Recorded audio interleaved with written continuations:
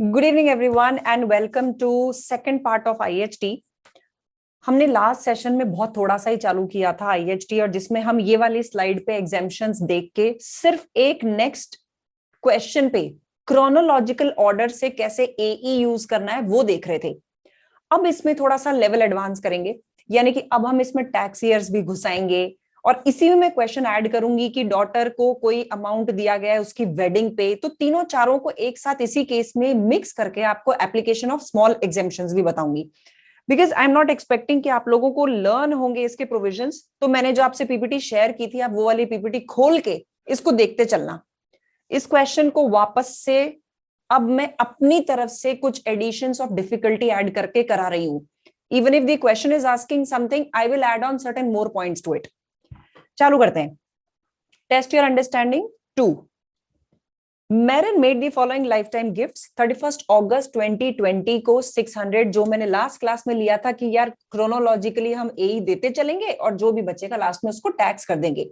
Now we will move ahead with different tax years getting impacted, क्योंकि uh annual है, एक साल का है। तो पिछले वाले में तो हमने क्या किया था, इसकी डेट्स इग्नोर कर दी थी, महीनों के हिसाब से एई को यूटिलाइज कर लिया।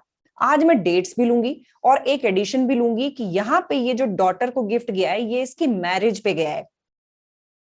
This is on her marriage, so I will add on 2 things here.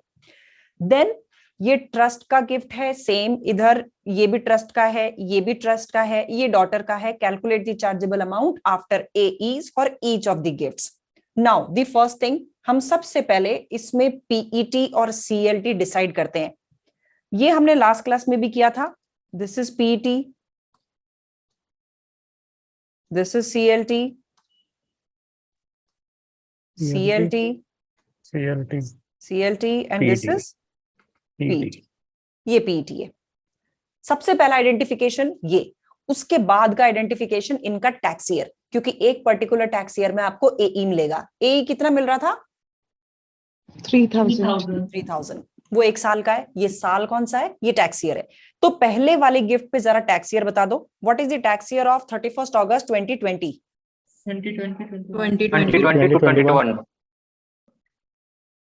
22-21? No, ma'am, 2020-21. 2021. अच्छा, इसको मैं नीचे लिखती हूँ। 2020-21। ठीक, चलो नेक्स्ट पे चलते हैं। नेक्स्ट वाला बोलो। Same है मैम। ये भी 2021 ही है। 2021. अब इसके हम कॉलम्स बनाएंगे, क्योंकि ए माइनस करना होगा ना। देन नेक्स्ट वाला gift 21-22. This is 21-22, correct. 21-22। Next वाला गिफ्ट ये 21-22. 21-22. ये भी 21-22, और लास्ट वाला 22-23. 22-23. 22-23। ठीक है। सबसे पहली चीज हम ये करेंगे, सबसे पहले तो पीईटी और सीएलटी करेंगे, उसके बाद में साल डिसाइड करेंगे।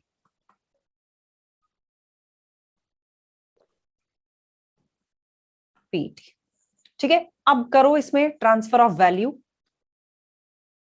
ट्रांसफर ऑफ वैल्यू कितनी हुई है?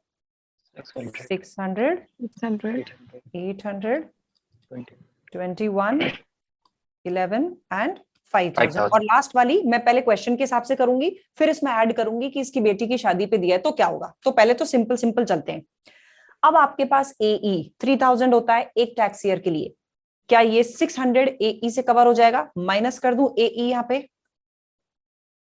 Yes ma'am. यही साल ये वाला है, क्या 3000 में से कुछ बच रहा है? So that I can set of this 800 also. Yes, हाँ जी, हो जाएगा। बच रहा है तो ये भी गया। अब आ जाता है नेक्स्ट ईयर। नेक्स्ट ईयर में हमारे पास एई का क्या हिसाब किताब है? एई कितना यूज हो सकता है पिछले सालों का? 1 ईयर। सिर्फ करंट ईयर का यूज हो सकता है क्या? नहीं मैम, पिछले सालों का कुछ भी नहीं? पहले करंट का फिर पिछले साल का। पिछले एक ही साल का या 3 साल का या 5 का या 7 का? एक 1 साल year का। only. एक साल का मैम. एक सिर्फ साल 1 year का। only. सिर्फ पीछे वाले साल का ही। हाँ। तो यहाँ पे हम आ जाते हैं टैक्स ईयर 21-22 पे। पिछले साल का कुछ बचा हुआ है? 1600। इसका अनयूज्ड कितना है? 3000 में से 600 और 800 गए, 1600 बचा। लेकिन रूल तो ये है कि भैया पहले अपने साल का तो यूज करो। तो 2100 पूरा का पूरा करंट ईयर से निकल जाएगा। यस निकल जाएगा। अब इसका क्या बोलते हो?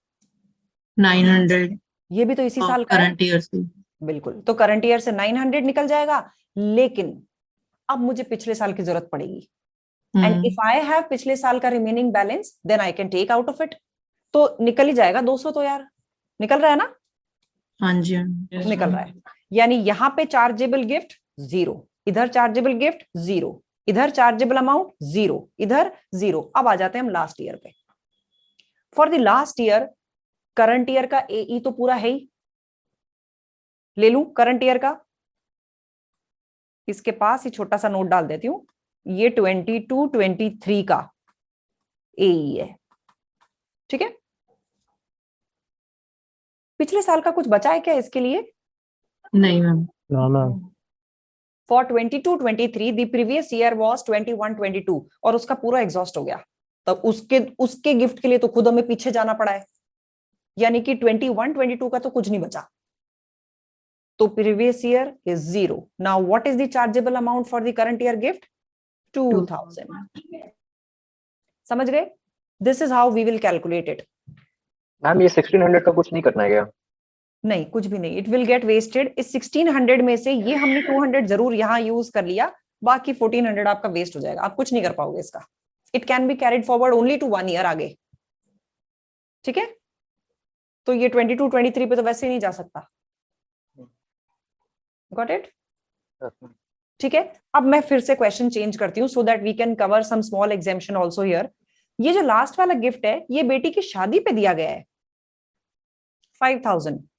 तो क्या बोलते हो? मैम तो पूरा 5000 चले वही है जाएगा। ना, ईच पेरेंट वाला 5000 हाँ 5000 ईच। तो मैं ए पहले दूं या ये मैरिज एग्जेम्पशन पहले दूं? एग्जेम्पशन पीपीटी में चेक करो, ए मैरिज का सबसे दे रहा है लास्ट ना। में दिया जाता है। देखो तो चेक करो, फर्स्ट मैरिज का। पहले मैम marriage। मैरिज एक्सपेंस हो जाएगा। बिल्कुल। तो मैं यहाँ पे जो माइनस करूंगी this will not be under the name AE, it will be under marriage exemption. और बाकी आपका एई इस साल का अनयूज्ड रहेगा और कहां चला जाएगा? अगले साल। नेक्स्ट अगर ईयर। जरूरत पड़े तो अगले साल यूज कर लेना। Got it? So you will save AE by using marriage exemption. समझे? बात समझ में आई? Yes ma'am. बताओ। ठीक है, और इसमें और कुछ डिफिकल्ट बनता नहीं है। And what about that 250 to anyone? Can we not use that for son? Where is 52? No, just like 250, we can give it to anyone for free. In This previous, small gift? Small gift. So I have assumed that this gift is on the event of marriage. So if it would have been some other gift to anyone else, then it That's would have not- been what about this 2021 for 600? 2021, ये वाला, this? Can we not use here? No, it is specifically on marriage or to someone for small gift. It will specify, right? It will specify that it is a small gift of this much amount. So this amount is getting exceeded, That's fine. right? Got it? Yep. चलो अब इसमें आगे बढ़ते हैं। तो ये हम small exemption, marriage exemption, uh ये तो दे देंगे। Is there anything else which is given for these inheritance tax के बड़े बड़े अमाउंट्स? यस, एक होती है निल रेट बैंड। एक और भी कोई निल रेट बैंड कहीं पढ़ी है अपन ने ना? हाँ, मैम इनकम टैक्स में basic income tax computation second chapter. क्या नाम था सेविंग्स उसका? इनकम इनकम बेसिक एसबीए में देते हैं। एसबीए में? डिविडेंड। SNRB। नहीं मैम, SNRB और DNRB। डीएनआरबी। डिविडेंड। अच्छा, अरे वाह। Saving nil rate band, nil rate band. Rate band and dividend rate band. Savings nil rate band कितनी होती है? 500 से 0 मैम 1000 नो 1500 1500 1500 सॉरी 2000 2000 फर्स्ट 2000 पे 0%। याददाश्त तो है तुम लोगों को। ओके चलो, यहाँ पे भी एक निल रेट बैंड है। ये निल रेट बैंड क्या है आपको एग्जाम में दी होगी। This is 3,25,000 pounds. तुम सोचोगे वाओ ये तो कितनी ज्यादा है, ये कितनी ज्यादा नहीं है, ये 7 सालों के पीरियड के लिए है यानी 7 इयर्स के ब्लॉक के लिए ये 325,000 है। जिस दिन आपने गिफ्ट दिया है उससे पहले वाले 7 सालों के लिए, तो उनसे पहले 7 सालों का जो लॉट है इसमें जितने भी गिफ्ट दिए हैं उन सब पे एनआरवी लगेगी 325,000 की। इसलिए मैंने ये चीज यहां मेंशन कर दी, it is available for a 7 year cumulative period. अब इसमें एक चीज का ध्यान रखना, पीटीज पे एई लगता है लेकिन एनआरबी मत देना, क्योंकि एनआरबी तब यूज करते हैं जब हम फाइनली टैक्स पे कर रहे हो। तो पीटी के ऊपर तो हम टैक्स पे करते ही नहीं है, इस पे तो टैक्स पे तब होगा जब डोनर 7 साल के अंदर अंदर मर जाए। करेक्ट? डेट ऑफ गिफ्ट पे पीटी पे टैक्स नहीं लगता, लेकिन डेट ऑफ गिफ्ट पे सीएलटी पे टैक्स लगता है। यानी कि सीएलटी की डेट ऑफ गिफ्ट पे मुझे एनआरबी देना है, लेकिन पीटी पे एनआरबी नहीं देना है। इस पे एनआरबी मैं तब दूंगी जब 7 साल के अंदर अंदर डोनर मर गया। यानी एनआरबी देने का टाइम होता है जब आप किसी आइटम पे टैक्स पे कर रहे हो। तो पीईटी पे स्टार्टिंग में आप पे करोगे नहीं, डोंट गिव एनआरबी। लेकिन सीएलटी पे तो आप स्टार्टिंग में पे कर दोगे, गिव एनआरबी। अगर पीईटी की डेट से 7 साल के अंदर अंदर डोनर मर गया तो पीईटी के ऊपर भी फिर देनी पड़ जाएगी एनआरबी। समझ गए? ये चीज ध्यान रखोगे? बोलो। मैम अगर 7 इयर्स के बाद 7 साल के बाद वो मरता तो भी देंगे ना एनआरबी? नहीं तो पीईटी टैक्सेबल होगा ही नहीं ना, फिर तो एंजॉय करो। ठीक है, चलो अब मुद्दे की बात करते हैं कि आईएचटी लगाना है, आईएचटी लगाना है। सुनते सुनते कान पक गए, अरे कितना लगाना है? So what is the rate of IHT? IHT bear करने वाले 2 लोग हैं, एक है डोनर, एक है डोनी, यानी कि रिसिपिएंट और डोनेशन या गिफ्ट देने वाला। लास्ट क्लास में हमने देखा था लाइफ टाइम गिफ्ट्स के ऊपर दोनों में से कोई भी पे कर सकता है टैक्स, लेकिन मरने के बाद कौन पे करेगा? डोनर के मरने के बाद donee. In any case donor तो मर गया, वो कैसे टैक्स पे करेगा? तो डोनी पे करेगा। लेकिन उसके जीते जी लाइफ टाइम गिफ्ट्स के ऊपर अगर आईएचटी आता है तो दोनों में से कोई भी पे कर सकता है। ये कौन से गिफ्ट्स होंगे जो लाइफ टाइम में टैक्स हो जाएंगे? सीएलटीज। सीएलटी पे आप इमीडिएटली टैक्स पे करते हो ना, पीटी पे आप वेट करते हो। यानी कि सीएलटी जैसे ही दिया जाएगा उसी के साथ ही उस पर आईएचटी अराइज होगा और आप उसके साथ ही टैक्स पे करेंगे। यानी ट्रस्ट को जब भी आप गिफ्ट देंगे तो ये फैसला करना जरूरी है कि इसके ऊपर जो टैक्स पे होगा वो कौन पे करेगा, डोनर या डोनी। गॉट द आइडिया कि ये सवाल भी कहां पे आएगा? सीएलटी के गिफ्ट्स में आएगा। पीईटी पे तो टैक्स लगेगा ही नहीं, तो उस टाइम पे तो कहानी आती ही नहीं है। और पीईटी पे टैक्स तब लगेगा जब 7 साल के अंदर अंदर डोनर मर जाएगा। तो डोनर मर जाएगा तो वो टैक्स पे कहां से करेगा फिर? यानी पीईटी के केस में तो टैक्स पे करने वाला डोनी ही होगा। Got it? बात समझ आई? बोलो। Yes. ठीक है, अब इसकी रेट्स ध्यान रखना और कुछ टर्मिनोलॉजी ध्यान रखना। डोनी को जब भी वो टैक्स पे करता है तो गिफ्ट को बोलते हैं ग्रॉस गिफ्ट। इसके ऊपर रेट ऑफ टैक्स होती है 20%। यानी कि डोनर ने पूरा का पूरा अमाउंट दे दिया डोनी को, gross amount of 100 pounds he has given. Now the Downey will pay 20 of tax to एचएमआरसी और बचा हुआ उसके पास गिफ्ट बचा 80 का, यानी मिला कितना? 100। That is a gross gift.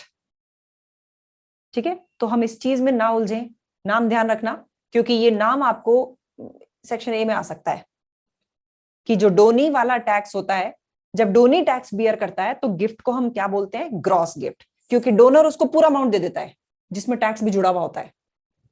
इसमें से कुछ टैक्स निकाल के डोनी दे देगा एचएमआरसी को, and that is why it is termed as gross gift. Clear? समझे? समझे? समझे क्या गांव वालों? Yes, yes. हाँ मैम समझ गए। अब डोनर टैक्स पे कर रहा है, यानी कि जो गिफ्ट दे रहा है वही टैक्स पे कर रहा है। इस गिफ्ट को हम क्या बोलेंगे? Net gift. वो क्या करेगा? वो 100 पाउंड्स के गिफ्ट में से पहले टैक्स काटेगा, बचा हुआ आपको गिफ्ट देगा, यानी वो गिफ्ट ही तुम्हें नेट देगा। तो लॉजिक बैठता है, when the donor will pay tax he will give you the gift net of tax. That is why the gift is termed as net gift. अब इसमें क्या होता है? रेट तो 25% है, हम इसको 20/80 के हिसाब से निकालते हैं। 20/80 के हिसाब से मतलब 1/4 into 100 gives you 25%। तो रेट 25% आती है। बुक में तुम्हें 20/80 दिखेगा, उसको देख के घबरा मत जाना। Rate is 25%। ठीक है। अगर डोनी टैक्स पे करेगा तो रेट है 20%, अगर डोनर टैक्स पे करेगा तो रेट कितना है? 25%। समझे? समझे? Yes, ma'am.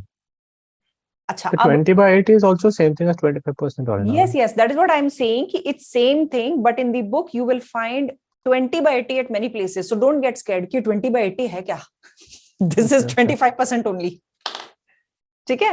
Done, done. Okay. Okay. अब क्या है इसमें, ये 20/80 इसलिए यूज करते हैं क्योंकि नेट गिफ्ट होता है ना। The value of the gift will be given to you, they will divide it by 80 and will try to find out the tax, so that will be 20। ये यूनिटरी मेथड के हिसाब से ऐसे लगा देते हैं कि जो भी नेट गिफ्ट आ रहा है, net gift is after tax, यानी Yes, कि yes. 80 है, मुझे टैक्स का अमाउंट निकालना है। और बच्चा देख के घबरा जाता है, ये 20 और 80 आया कहां से? तो इसलिए मैंने यहां लिख दिया कि 20 और 80 ये ऐसे आएगा। अच्छा, अब बाय डिफॉल्ट सीएलटी के ऊपर टैक्स पे करने की रिस्पॉन्सिबिलिटी है किसकी? डोनर की। सोच के देखो, मेरे को कोई गिफ्ट मिलता है और उसके ऊपर टैक्स मेरे को पे करना पड़ जाए, मेरी तो आत्मा रो पड़ेगी कि यार गिफ्ट दे रहे हो, बहुत अच्छी बात है, मेरे जेब से पैसे और दे रहे हो तुम।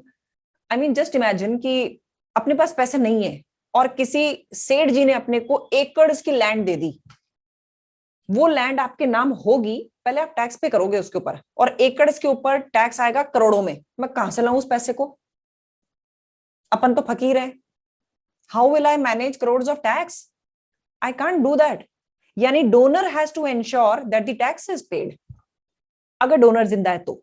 और अगर डोनर निकल गया तो फिर तो मेरी रिस्पॉन्सिबिलिटी है, करूंगी कुछ भी करके, उधार मांग के जैसे तैसे टैक्स पे करूंगी, फिर जमीन मेरे हाथ आएगी, बेच बाच के उसको सेटल करूंगी। But that will happen if the donor dies. तो बाय डिफॉल्ट ये रिस्पॉन्सिबिलिटी डोनर की होती है।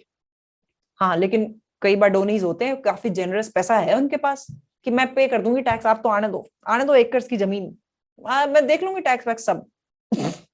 तो होते हैं भाई ऐसे लोग भी। ठीक है, तो क्वेश्चन खुद बता देगा, एमसीक्यू में आ सकता है कि प्राइमरी रिस्पॉन्सिबिलिटी ये किसकी होती है। तो प्राइमरी रिस्पॉन्सिबिलिटी ये डोनर की होती है। अब इसके थोड़े से क्वेश्चन को कॉम्प्लिकेट करते हैं और इसको करते हैं, समझते हैं। इस क्वेश्चन को I would like to do on Excel, क्योंकि अगर ये आएगा तो सेक्शन सी में आएगा, और सेक्शन सी में ये 10 नंबर का आएगा। इसलिए इसको मेरे साथ साथ ही कर लो। एक्सेल पे करते हो बहुत बढ़िया, नहीं करते हो तो पेपर पेन पे कर लो, बट उसमें ना तुम्हें कॉलम बनाने पड़ेंगे ढेर सारे, तो बना लो, कोई नहीं।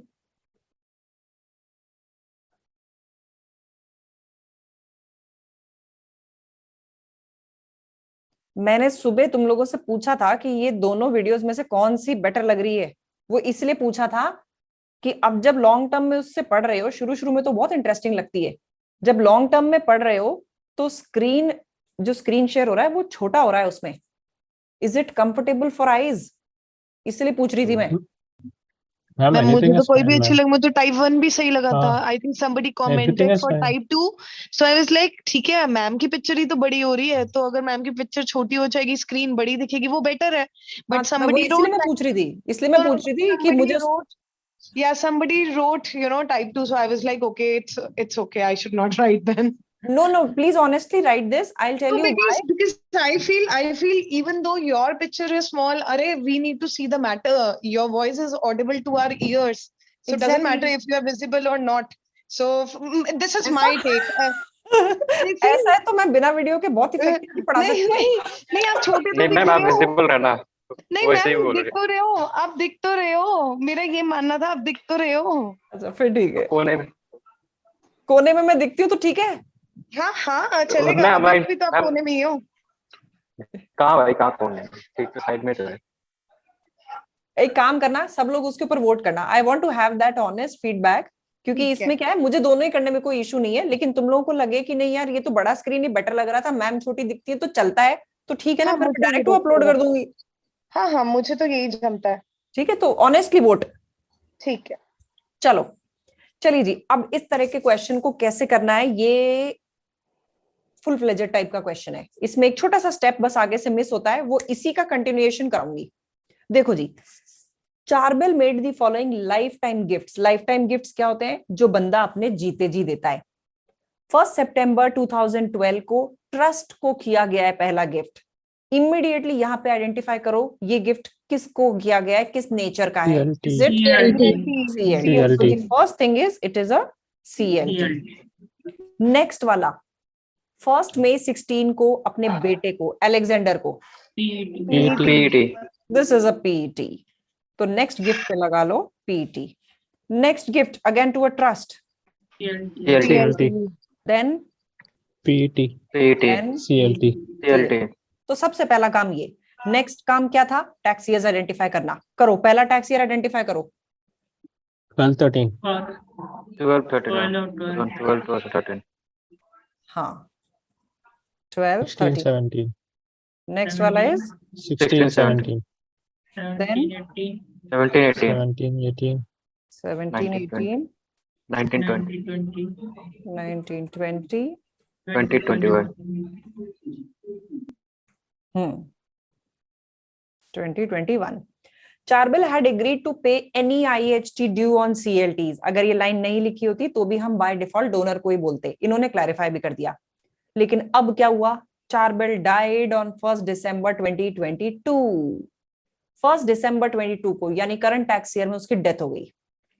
Calculate the IHT payable on life time transfers during Charbel's lifetime and then the IHT payable on his death. तो डेथ वाला इसके नेक्स्ट सेक्शन में आएगा। अभी के लिए हमें सिर्फ ये करना है कि लाइफ टाइम जितने भी गिफ्ट्स हैं उनके ऊपर टैक्स कितना बनता है। तो कैसे निकालोगे? सबसे पहले डालो वैल्यू ऑफ ट्रांसफर। कितनी आ रही है वैल्यू ऑफ ट्रांसफर? कमाल की बात है, NRV के 825,000. बराबर। देखो सारे NRV के बराबर डाल रहा है वो। फ्रॉड आदमी लग रहा है ये तो मुझे। चलो वैल्यू ऑफ ट्रांसफर आ गई। आ गई। Yes, ma'am. अब मैं इसको ना करंट ईयर और प्रीवियस ईयर लिखती हूँ। 12-13 करंट ईयर का AE बोलो कितना आएगा? पिछले साल का भी अनयूज्ड होगा। बताओ इसमें किसी को दिक्कत? No, ma'am. अब 16-17 में बोलो करंट ईयर का 3,000. और प्रीवियस ईयर का। 3,000. What about 17-18? Current year 3,000. The previous is 0. 0। इसका प्रीवियस ईयर कौन सा था? 16-17 और 16-17 का आप यूज कर चुके हो। There is nothing which is remaining here. Next 19-20 3,000. 3,000. 3,000 3,000। 19-20 का पहले वाला साल है 18-19, तो उस साल का पूरा AE अनयूज्ड है, हम नेक्स्ट ईयर यूज कर लेंगे। What about 2021? 3,000. 0. 0। बताओ यहां तक किसी को कहीं भी कोई दिक्कत आई?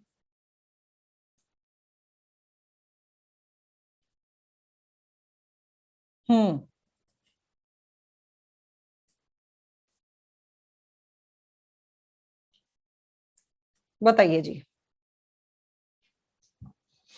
हम ये 0 क्यों लिया? इसलिए लिया है क्योंकि उसके पिछले वाले साल का AE एग्जॉस्ट हो गया, बचा ही नहीं। कैसे? 17-18 का पिछले साल क्या है? 16-17। ये कर दिया ना आपने खत्म, उसका ये खत्म किया हुआ है, बचा ही नहीं। फिर 17-18 साल आ गया। 17-18 के लिए करंट ईयर का तो 3,000 अवेलेबल है, लेकिन पिछले साल वाला तो निपट गया। बताओ समझ में आया? ठीक है, ठीक है। ठीक है एवरीवन। इसको हम बोलते हैं चार्जेबल अमाउंट। इसमें से हम माइनस करेंगे NRB less NRB। NRB minus करेंगे, ठीक है।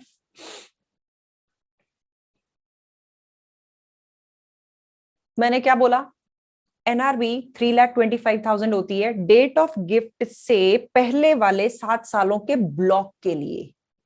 ब्लॉक के लिए 7 इयर्स के ब्लॉक के लिए डेट ऑफ गिफ्ट से पहले वाले 7 साल। क्या 12-13 से पहले कोई और गिफ्ट दिया था जिसपे NRB यूज हो गया हो? No, ma'am. यानी इसके 7 ईयर ब्लॉक पे एनआरबी पूरा का पूरा ऐसा का ऐसा बचा हुआ है, तो क्या हम पूरा एनआरबी इसके ऊपर यूज कर सकते हैं? हाँ जी। कर सकते हैं। यानी कि पूरा का पूरा 325 यहां से कर दो माइनस, और मैं यहां साल लिख देती हूं for 2012-13 cumulative period. Cumulative period मतलब 12 से 7 साल पहले पहले। पक्का, ठीक है, कोई इंफॉर्मेशन ही नहीं दी। हाँ, देन वील अज्यूम कि कोई गिफ्ट था ही नहीं इसका मतलब। राइट। हम ये नेगेटिव में नहीं चला जाएगा? हम इसको जीरो लेंगे। The point is 325 has been utilized against this gift. Chargeable amount. Okay. ठीक है, नेगेटिव में नहीं ले जाना, ले जाना जीरो ही है, ये समझे? यस। अब बताओ जरा, नेक्स्ट वाले पे आओ। नेक्स्ट ईयर का तुम्हारा गिफ्ट है 2016-17 में। क्या 16-17 के पीरियड के लिए कोई भी आपके पास एनआरबी उससे 7 साल पहले में यूज हुई है? हाँ हुआ है, जी। यही हुआ है 12-13 में। 12-13। हुआ है। रिमेन कितनी हुई है? वही कहीं 325 हो रही है। 339 तो यहाँ पे एनआरबी यूज कर दूं? ये पीईटी है। Do not use NRB on PET. अभी बोला था ना, हम एनआरबी किस पे यूज करते हैं? जिस पे हम टैक्स पे करेंगे। तुम अभी इस पीईटी पे टैक्स पे कर रहे हो क्या? नहीं, तो एनआरबी इस पे नहीं लगानी। इस चीज का ध्यान रखना खास। पीईटी के ऊपर लाइफ टाइम में हम एनआरबी यूज नहीं करते। ये मैंने स्लाइड में साफ लिखा है, क्योंकि ये क्लॉज नहीं है, लेकिन तुम्हें ये क्वेश्चन करते टाइम ध्यान रखना है। ये चार्जेबल कब होंगे? जब डोनर की 7 साल के अंदर अंदर डेथ होगी। एटलीस्ट अभी तो डेथ का पता नहीं है ना, अभी हम क्यों मान के चले कि उसकी डेथ होगी? यानी 16-17 टैक्स ईयर में मैं एनआरबी इस पीईटी के ऊपर यूज नहीं करूंगी। समझ गए? अगर कहीं पे भी लिख रहे हो तो लिखो, पीईटी पे NRB will not be given at least for the life time, because it is not known if the PET will become taxable और नॉट। ठीक है, लिख लो इसको। Ma'am, one more thing. Hmm, Value of transfer, shouldn't value of transfer with this one, ma'am? 315,000, 260,000, 236,000. 1st September 315,000, cost में oh shit shit shit shit 263. shit, I took nil rate band। उफो, ये पहले क्यों नहीं बोले? और मैं बोलते टाइम बोल भी रही हूँ कि इसने गिफ्ट कितना दिया है, nil rate band के बराबर।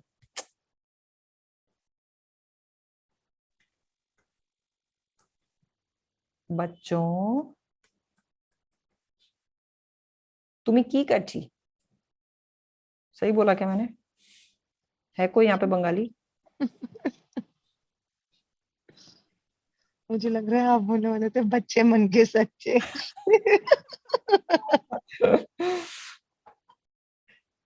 और मैं बोलते हुए ना ये बोल भी रही हूँ बड़े कॉन्फिडेंस से कि देखो एनआरबी के बराबर ही कंट्रीब्यूशन कर रखा है। और सुन रहे हैं सारे। हाँ ठीक है। अरे ये एनआरबी यहां नहीं लगाना, ये समझ में आ गया। इसका नोट लिख लिया, हाँ, no ma'am. NRB on Yes, ma'am. PET. Yes, ma'am. इसका मतलब नेक्स्ट वाले पे भी नहीं देना, उस पे भी यहीं के यहीं मार्क कर लो, इस पे भी मत दे बैठना। लो लो, ठीक है। लेकिन अब नेक्स्ट तो सीएलटी है, और सीएलटी तो लाइफ टाइम में टैक्सेबल होता है, यानी एनआरबी देना पड़ेगा। तो 17-18 की डेट से 7 साल पहले क्या कहीं भी हमने एनआरबी यूज किया? जस्ट क्रॉस चेक, बताओ कहीं यूज किया हमने? अरे किया है यार, यस 12-13 12-13 में किया था तो इसके लिए एनआरबी 2017-18 के लिए एनआरबी बचा कितना? 325 एनआरबी है, जिसमें से हमने कौन से वाला गिफ्ट इसमें से सेट ऑफ कर डाला? 309,000. 9 वाला, 309 वाला। 309।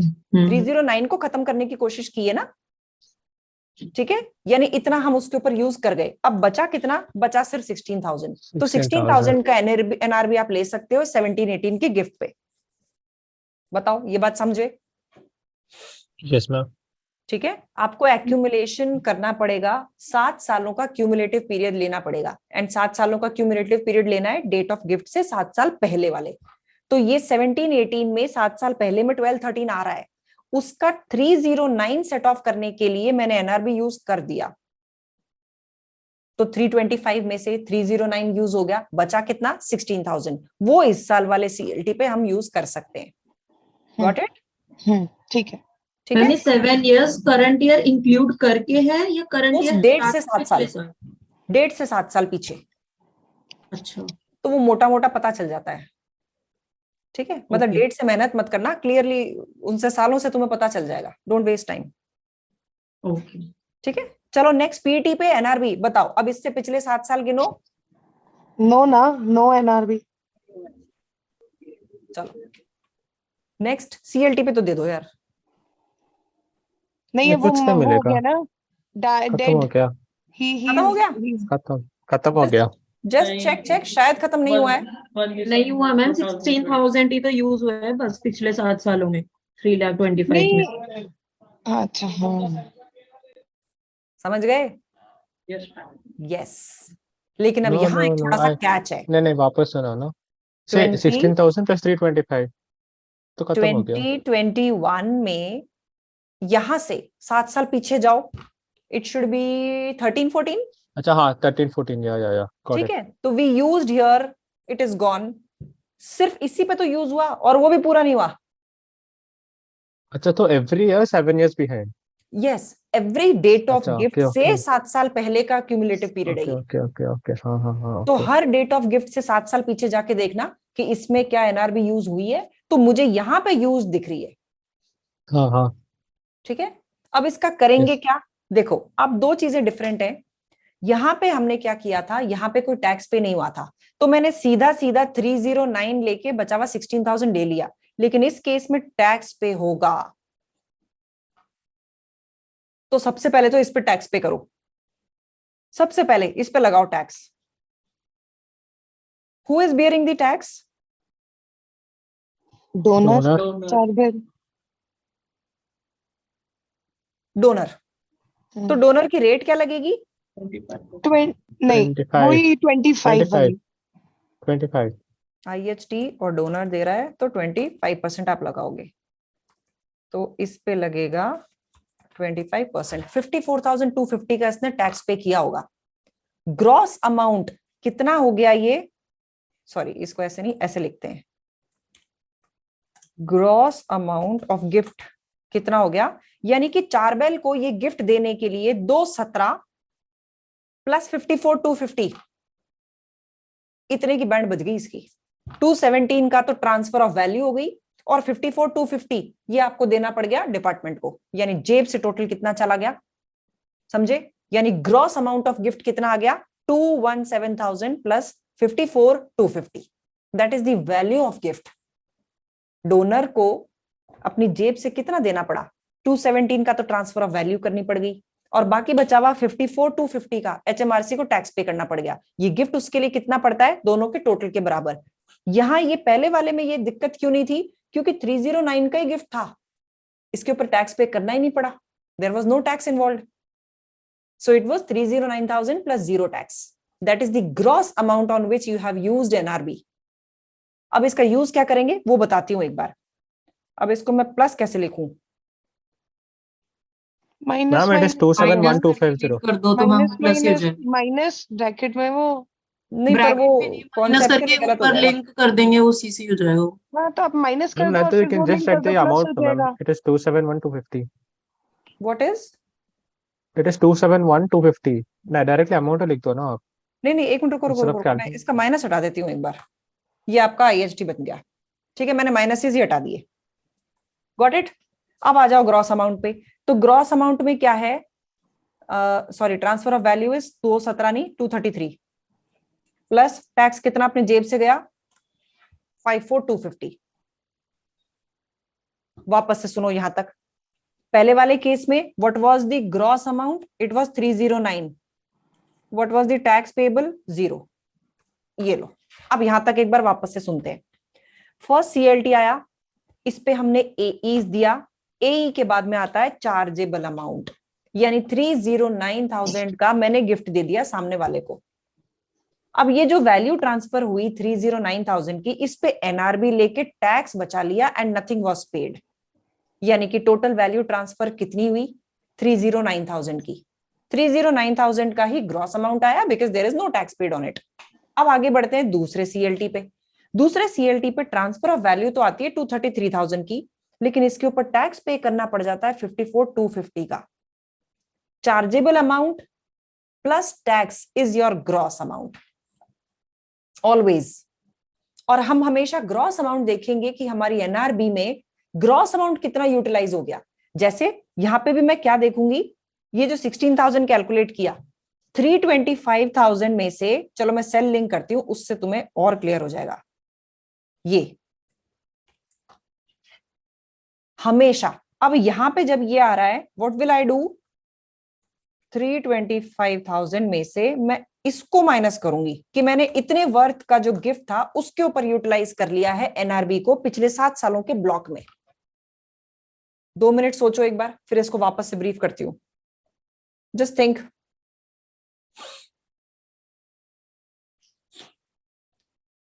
Ma'am, shouldn't it be 325,000 minus 16?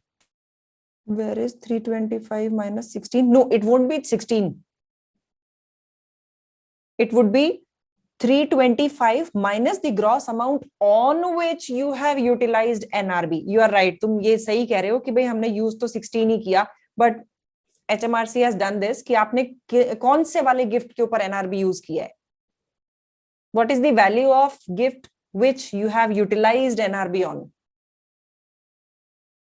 आपको मिला नहीं, that was because आपने उस वाले ब्लॉक में पहले यूज कर लिया था, लेकिन फिलहाल आपके कौन से अमाउंट के ऊपर एनआरबी मिलता है, एक तो इसके ऊपर मिलता है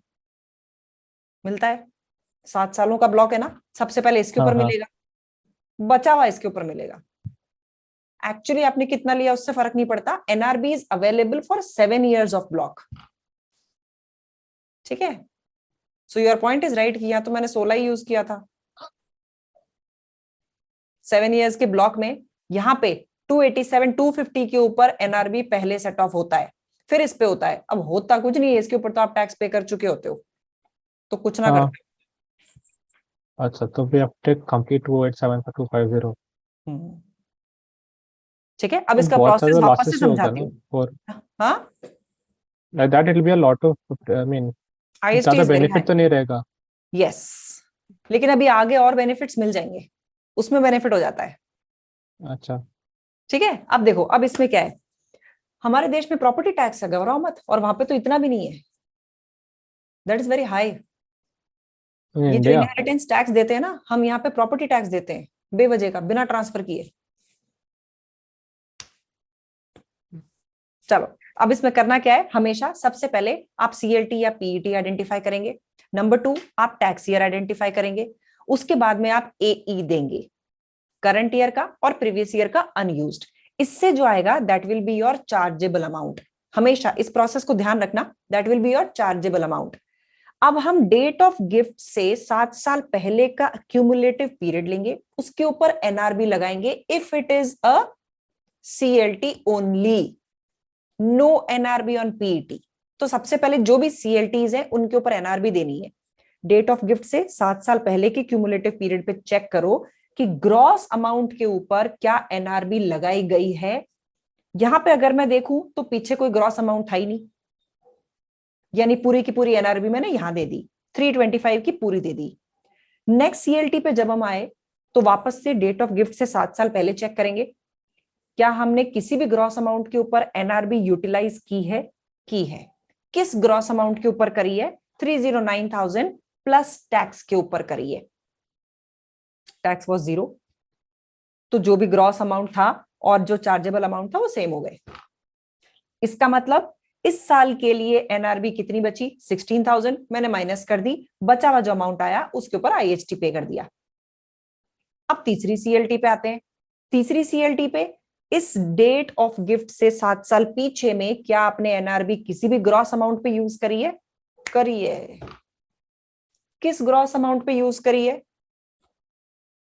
चार्जेबल अमाउंट प्लस टैक्स पे, यानी कि 287,250 पे।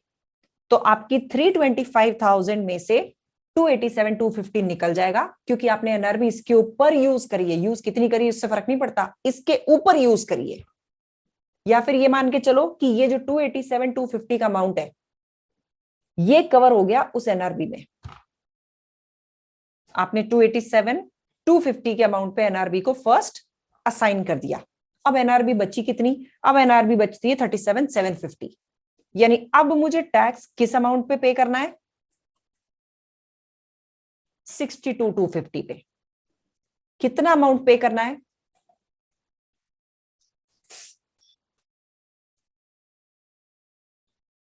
कितना अमाउंट पे करना है, 1 lakh plus 62,250. 25%. 25%, I mean 25%, 15,562.5 gross amount. इसका भी निकाल के रखो, 1 लाख का chargeable amount and what ever is the tax paid. 115,562 ये टोटल सही बैठ रहा है ना? हाँ ठीक है, वो 15,000 है। समझे? इसके प्रोसेस को ध्यान रखना। तुम्हारी बात बिल्कुल सही है कि यार ये मैंने यूटिलाइज थोड़ी किया, लेकिन उनका कहने का मतलब ये है कि एनआरबी जो होती है वो 7 सालों के ब्लॉक के लिए होती है। अब आपने उस पर यूटिलाइज नहीं करी क्योंकि आपने पीछे पाप कर रखे थे, लेकिन अवेलेबल तो थी ना एनआरबी उसके ग्रॉस अमाउंट के लिए। तो एनआरबी अवेलेबल बेसिस पे माइनस की जाती है, आपने क्या डिडक्ट किया उस बेसिस पे नहीं। समझे? प्रोसेस समझ में आया? Yes, ma'am. Yes, ma'am. Ma'am इसमें जब डोनर पे कर रहा है टैक्स, तो इट मींस जो हमें अमाउंट दे रखे हैं वो नेट दे रखे हैं इन्होंने। यस, इसीलिए ग्रॉस करना पड़ रहा है। अगर ग्रॉस ये डोनी करना ने पड़ पे रहा है। किया होता ना तो हमें ये ग्रॉस का पंगा ही नहीं आता, तो हम यहाँ पे 0-0 ही ले लेते। ठीक है, दिस ग्रॉस और नेट का भसड़ is coming because this tax is being paid by the donor. Donee pay करता तो अपनी तो मिट जाती पूरी। समझ गए? समझ गए? हाँ जी मैम। चलिए, तो ये वाला क्वेश्चन आपने अभी किया है। अब इसके आगे बढ़ते हैं। जब इसी केस में इस बंदे की डेथ हो गई थी तो क्या करेंगे? देखो लास्ट लाइन में लिखा हुआ है ही डाइड ऑन 1 December 22। तो आईएचटी पेबल निकालो। इसका मतलब अब मुझे डेथ टैक्स निकालना है।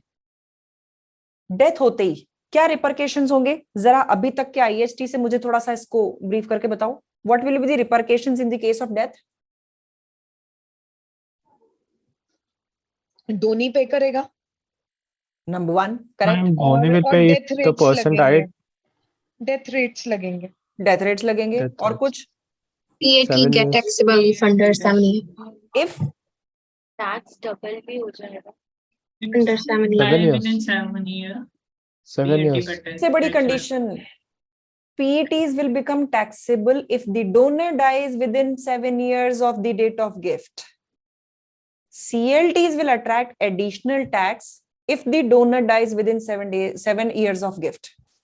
याद आया? और ये सारी Yes, बातें ma'am. ठीक है कि भाई हमारा ये डेथ रेट लगेगी, टैक्स ज्यादा लगेगा, बिल्कुल सही बातें हैं। तो मैं सीधा सीधा ये वाले 2 पॉइंट्स पूछ रही थी कि इसका इंपैक्ट क्या होगा 7 साल के अंदर अंदर डेथ होने का। पहला इंपैक्ट तो ये होगा कि आपके पीटीज लपेटे में आ जाएंगे। They will no longer be exempt now. They had the potential of being exempt अगर डोनर 7 साल जिंदा रहता, वो तो जिया ही नहीं, तो पीटीज अब टैक्सेबल हो जाएंगे। उसके अलावा सीएलटीज पे एक तो आपने at the time of gift tax पे किया है, अब आप टैक्स और पे करेंगे। This IHT which becomes payable on lifetime gifts as a result of death is always paid by the recipient, यानी डोनी पे करेगा। करेक्ट? अब इसका जो फॉर्मेट होता है वो ऐसा होता है, हम ग्रॉस पीटी से या सीएलटी से चालू करेंगे। ग्रॉस कौन से? जो भी अपन निकाल के छोड़ के आए हैं ना, वहीं से शुरुआत होगी। अब बात करेंगे हम एनआरबी से, वापस एनआरबी पिक्चर में आएगी। NRB on the date of death वो लेंगे, उसमें से लेस करेंगे gross transfers in the 7 years before gift. मैं एग्जैक्टली इसको अभी अप्लाई करूंगी। जो अवेलेबल एनआरबी आएगी वो माइनस हो जाएगी, जो अमाउंट बचेगा उसके ऊपर डेथ रेट लगेगी 40% की। यानी पहले तो हम 20 और 25 पे टैक्स देंगे, उसके बाद में 40 पे देंगे। लेकिन उसमें से एक रिलीफ मिल जाती है, taper relief, TAPER, taper relief. Relief मिलने के बाद में जो बचेगा उसमें से अगर पहले आपने कोई भी टैक्स दिया है वो माइनस कर दो, बचा हुआ टैक्स आप अब पे कर दो। बट द क्वेश्चन अराइजेज, ये टेपर रिलीफ क्या है? ये टेबल तो आपको ऐसी एग्जाम में नहीं दी होती है, लेकिन ये स्टेटमेंट्स में दी हुई होती है। Years before date of death, gift और डेथ के बीच का गैप कितना है? अगर ये 0 से 3 इयर्स है तो टेपर रिलीफ 0 है, यानी 3 साल के अंदर अंदर अगर डेथ हो गई तो टेपर रिलीफ 0। 3 से 4 साल का अगर गैप है डेट ऑफ गिफ्ट और डेट ऑफ डेथ के बीच में, 20% of IHT is the taper relief. 4 से 5 40%, 5 से 6 60%, 6 से 7 80%। एक बार इस स्लाइड की फोटो लो, जो अभी पीछे क्वेश्चन किया था उसको एग्जैक्टली इसमें फिट करेंगे। फोटो ले लो एक बार इसकी। मैम IHT आता कितने नंबर का है पेपर में? 10 नंबर कम से कम। और ये बहुत इजी है, जो मैं तुम्हें प्रोसेस समझा रही हूँ ना, इसके अलावा कुछ नहीं बचा अब इसमें, खत्म। Ma'am, 10 number as in it can come as a complete C-section question also, right? Yes yes, and IHT का बेस्ट पार्ट ये है कि उसमें बीच में इंडिविजुअल नहीं घुसेगा, उसमें सीधे नहीं घुसेगा, और प्रोविजन कुछ नहीं है अब इसमें। एक RNR भी बची है। देखने से हमें बहुत ज्यादा ही लगता है, कितना यार। हाँ, क्या इसको करने में तो पता चला, डॉली, एक मिनट रुको, सुजल बोलो। इसको करने में तो लगता है पीछे का प्रोविजन भूल जाएंगे। नहीं नहीं, ऐसा नहीं है। इसके 2 क्वेश्चन करोगे and it you will feel कि यार IHT आ जाए। इसमें भसड़ ऑफ प्रोविजंस नहीं है, बस हो गए प्रोविजंस खत्म। NR भी ध्यान रखनी है कि डेट ऑफ गिफ्ट से 7 साल पहले होनी चाहिए, और ग्रॉस चार्जेबल ट्रांसफर देखना है। फॉर्मेट अजीब सा लग रहा है अभी। अभी अप्लाई नहीं किया ना, इसलिए। इसकी फोटो खींचो, देखो अभी अप्लाई करते हैं। सेम टू सेम इसी क्वेश्चन में अब हमने चारबेल की डेथ डील करनी है। चलो, ये मैंने क्वेश्चन इसलिए उठाया कि हम इसमें डेथ और इसको दोनों को ले लेंगे तो तुम्हें क्लियर कट डिफरेंस दिख जाएगा। चलो जी, डेथ की तरफ आते हैं। कब हुई इसकी डेथ? सबसे पहले तो डेट ऑफ डेथ लिखना। कब थी डेथ यार इसकी? 1st December 2022. Do right the tax year also. किस टैक्स ईयर में डेथ होती है? मतलब होती नहीं है, इस बंदे की हो गई है। ठीक है, अब क्या होगा? क्या ये वाला CLT टैक्सेबल होगा? No, ma'am. Why? More than 7 years. 7 साल गिन लो। इस डेट ऑफ डेथ से 7 साल के अंदर अंदर वाले जितने भी गिफ्ट्स हैं वो वापस से लाइन में लग जाएंगे। सो आई थिंक सो यहां से ये उधर से चारों आ आएगा। जाएंगे। Yes, ma'am. ठीक है, गॉट द पॉइंट। सबसे पहली चीज, डेट ऑफ डेथ से 7 साल के अंदर अंदर आपने जो जो भी गिफ्ट्स दिए उन सबको लपेट लो। ठीक है, यानी इन चारों को लेते हैं तो सबसे पहले तो मैं इनकी यही इंफॉर्मेशन लिखती हूं, ये लो, और यहां पे डेथ की कैलकुलेशन कर रहे हैं, डेथ पे IHT की कैलकुलेशन कर रहे हैं। ठीक है, फॉर्मेट खोल के रखो। शुरुआत कहां से होती है फॉर्मेट की? ग्रॉस चार्जेबल ट्रांसफर से होती है। Now, what is the gross chargeable transfer here for this case? There was no tax paid, tax is 0. ये gross chargeable transfer है 257,000। मैंने कैसे निकाला? ये chargeable amount plus tax. Tax तो कुछ पे ही नहीं किया था, नहीं किया था ना। उफ, ये लो, सबके चार्जेबल अमाउंट्स हमने निकाल लिए। बताओ, लिख लूं सारे चार्जेबल अमाउंट्स?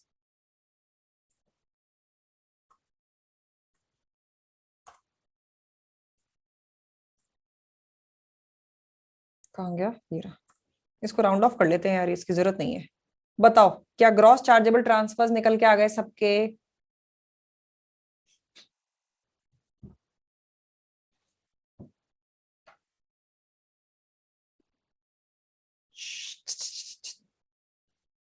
Yes ma'am. आ गए। नेक्स्ट क्या था? NRB देना। NRB में क्या था? NRB at the date of death. NRB at the date of death कितनी होगी? 325,000 की।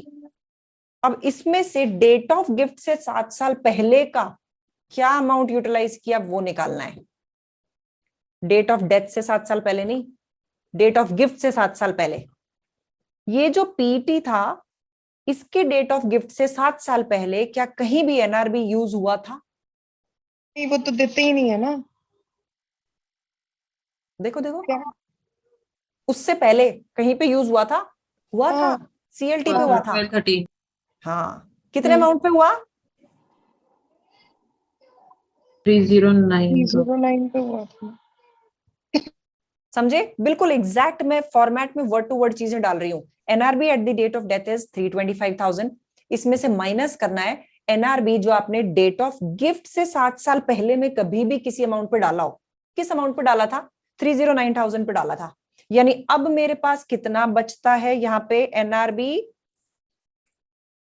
बेसिकली जो कैलकुलेशन हमें उस टाइम करनी चाहिए थी हम उस पे वापसी आ गए हैं।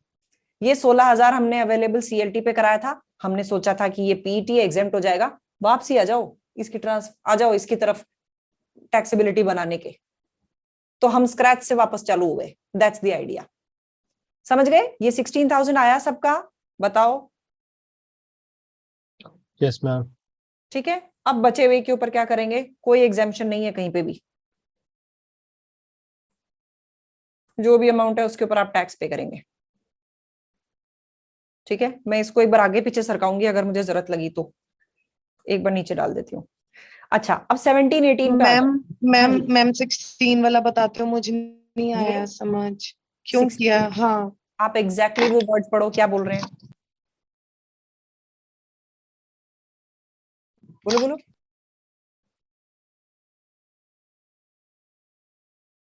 फॉर्मेट के वर्ड्स पढ़ो।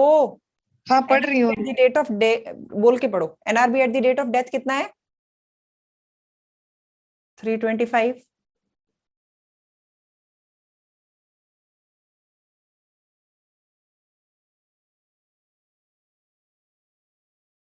एक तो बोलो।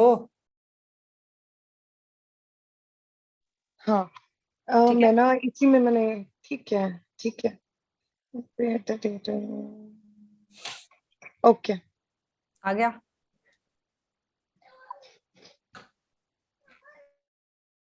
आ गया। ठीक है मैम। ठीक है, आगे बढ़ जाएं। अब आगे तुम खुद बताना।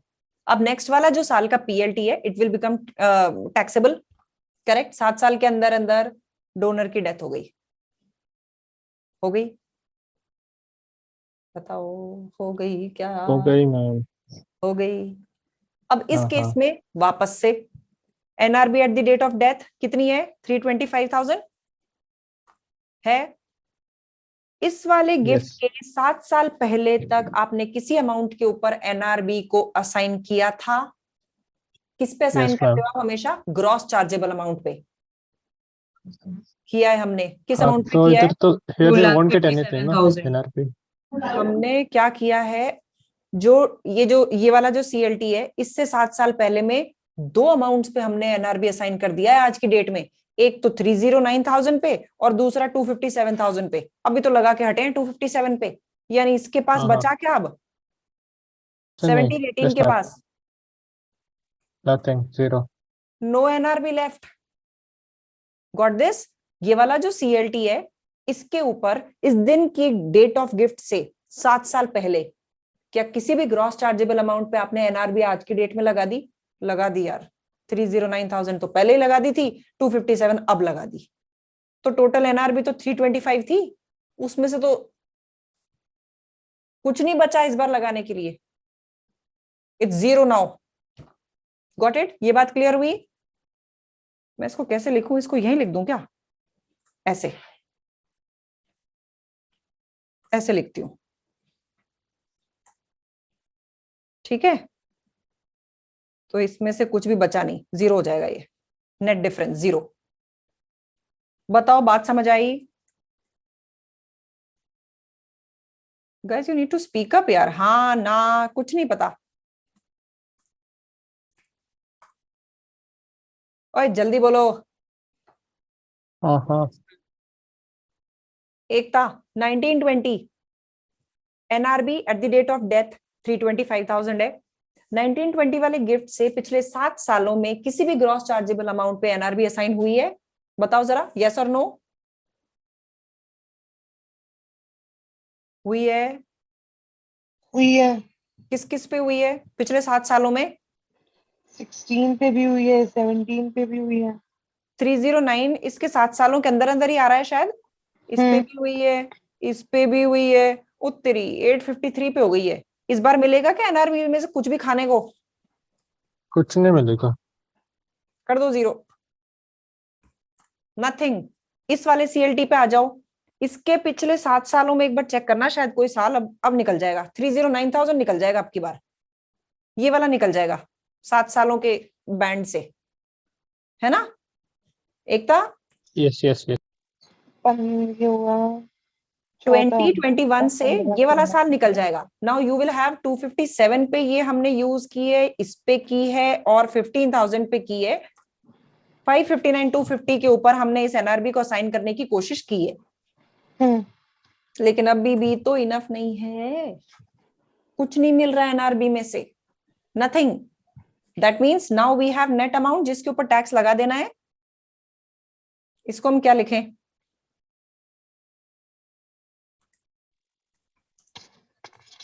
Taxable amount. क्या हो रहा है यार, इसकी कीज इतनी छोटी हैं। ये ठीक है, इसी को कर दो कॉपी और यहां पे लगा दो। बताओ, चारों अमाउंट्स आए, इसको राउंड ऑफ ले लो। अब बताओ इस पे टैक्स कितना आएगा? अब डेथ हो चुकी है 20%। बंदे की, इसके ऊपर लगाओ 40% का टैक्स।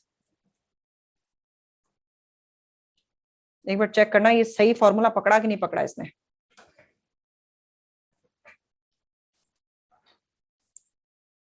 पकड़ा? ठीक है क्या? अब टेपर रिलीफ तुम लोग बताओगे। डेट ऑफ गिफ्ट और डेट ऑफ डेथ में कितने सालों का गैप है? ये जो गिफ्ट था आपका 16-17 वाला, इसकी डेट देखो जरा एक बार। ये रही 1 मई 16 से 1 दिसंबर 22 के बीच में कितने गैप है? 4 years। श्योर? 5। मार्च 2016, 17, 18, 19, 20, 21, 22, उससे भी ज्यादा। ये 6 to 7 years में नहीं फॉल कर रहा? चेक करो। 6 years more। 6 years more, so that means 6 to 7 years में टेपर रिलीफ मिलनी चाहिए ना? बताओ, है ना? हाँ हाँ हाँ 80%। हाँ, तो 6 to 7 years की रेट क्या है? 80% आप टेपर रिलीफ 80%। दे देंगे इस अमाउंट की। बताओ, टेपर रिलीफ समझ में आई?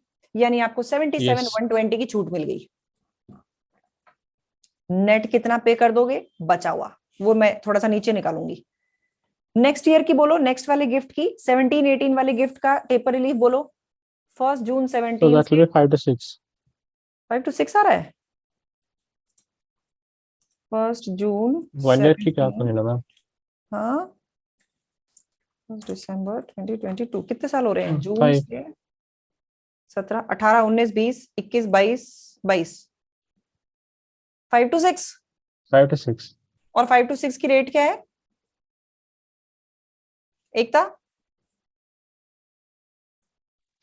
मैंने सेम फोन में स्क्रीनशॉट लिया तो मुझे दिक्कत हो रही है देखने में, एक सेकेंड। हाँ। 5 to 6 की है, 5 60 to होनी 6, चाहिए। 60। 60%। हम्म ठीक है सुजल, नेक्स्ट वाले गिफ्ट का मुझे ड्यूरेशन बताओ, वो टेपर रिलीफ में कहां फॉल करेगा? 1920 वाला गिफ्ट, 1 जुलाई 19।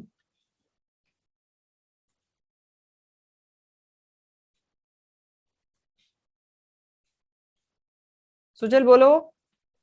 20, 21, 22। 3 to 4 years हो गया ना, 3 to 4 20%। years। हाँ 20%।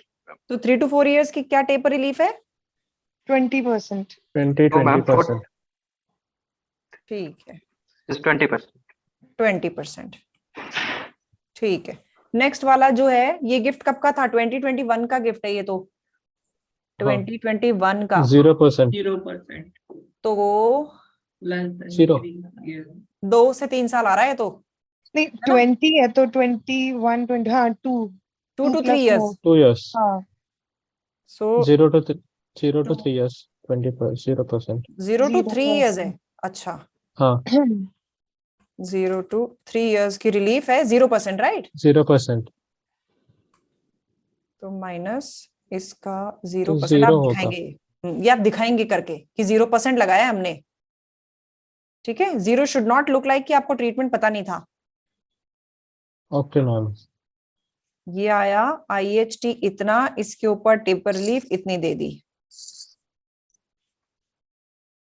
IHT then taper relief, IHT then taper relief, और इधर IHT प्लस नो रिलीफ, ठीक है? समझे यहां तक? ठीक है। और Yes, कुछ ma'am. लास्ट में एक आइटम और, if any tax has been already paid on any of the life time transfers, हमने किसी CLT के ऊपर टैक्स पे किया था ऊपर हाँ हाँ हाँ.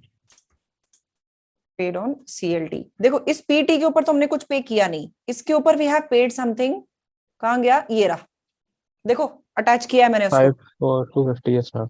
54,250 का आप टैक्स पे कर चुके हो, इसके ऊपर भी आपने कुछ पे नहीं किया, यहाँ कुछ किया था क्या? Yes, या yes, तो ma'am. यहाँ पे Yes. 15,000 किया हुआ है, 1552. ठीक है? रिड्यूस कर दो इन अमाउंट्स को, अब ये अमाउंट नेट आप फाइनली पे करेंगे।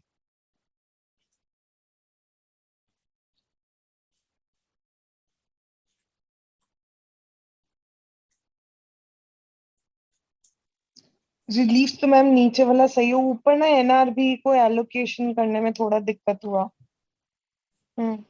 इस वाले क्वेश्चन को अब आप आज के आज ही वापस करेंगे। दिस इज अ प्रोसीजरल, ये प्रोसीजरल चैप्टर, इसमें लॉ कम है, प्रोसीजर ज्यादा है कि इसको करने का तरीका ये है। ये 7 साल पे हम कितना NRB यूज कर रहे हैं उससे मतलब नहीं है, ये NRB किस ग्रॉस अमाउंट के लिए अवेलेबल था वो मतलब है, समझे? और इसकी सबसे अच्छी बात भी यही है कि ये प्रोसीजर में है, बुरी बात भी यही है कि प्रोसीजर में है, ठीक है? अच्छा, अब इसमें ना मैंने क्या किया है, मैंने तुम लोगों के लिए कुछ क्वेश्चंस वैसे भी निकाल के रखे हैं, बिकॉज आप में से बहुत लोगों के पास स्टडी टेक्स्ट नहीं है, तो मैंने ये निकाल के रखा है, ये वाला क्वेश्चन करना, और ये जो अभी PPT तुमसे भेजूंगी ना, इसके पीछे इसका सोल्यूशन भी तुम्हें दिखेगा। लेकिन जो क्वेश्चन मैंने कराया है वो फुल फ्लेजेड क्वेश्चन है, जो तुम्हें एग्जाम से पहले करके जाना है, जिसमें सारी रिलीफ सारी है। बेसिकली अब एक ही रिलीफ बची है, RNRB, उसके ऊपर भी फुल फ्लेजेड क्वेश्चन नहीं होता, छोटा होता है उसमें। लेकिन अभी के लिए तुम्हें इलस्ट्रेशन 2 ट्राई करना है और ये वाला पूरा ट्राई करना है, समझे? ठीक है, ओके मैम. चलो बाकी बचा हुआ अपन कल कंप्लीट करेंगे, थोड़ा सा ही बचा हुआ है चैप्टर, फिर एग्जाम किट कंप्लीट करेंगे इसकी। Okay okay. गगन, कल बात करेंगे, कल बात करते हैं, ठीक है? Morning, okay ma'am, okay ma'am. चलिए जी, so will catch up tomorrow, थोड़ा सा जल्दी कल कर लेते हैं क्योंकि एग्जाम किट हो सकता है करते करते 1.5 आवर्स लग जाए। So let's catch up at 8 o'clock tomorrow. Okay Okay, ma'am. चलिए जी, bye bye, take care, bye. Bye Bye. Bye. Bye, ma'am. Bye.